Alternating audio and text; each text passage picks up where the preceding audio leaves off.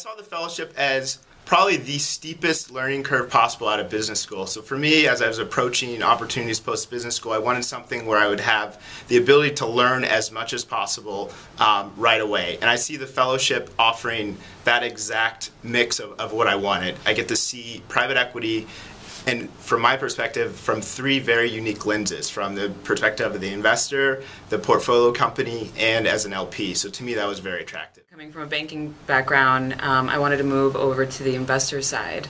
And to get the experience of being able to work at an LP, at a portfolio company, and a fund, I think is great to prepare me to be a well-rounded investor in the long run.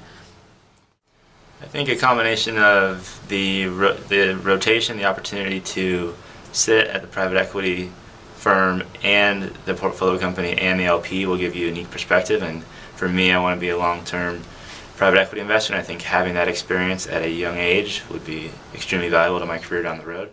You know, I always think of PE as a hybrid between finance and operations, and that was one of the reasons I was attracted to it. So being able to actually work at a portfolio company and implement these changes, you know, that will create value for our investors, I think will be a wonderful experience. And then switching it to the LP side and understanding how LPs choose to invest in different funds and what are the different criteria will also balance that in terms of what are our investors looking for and how can we create value for them and what their expectations are.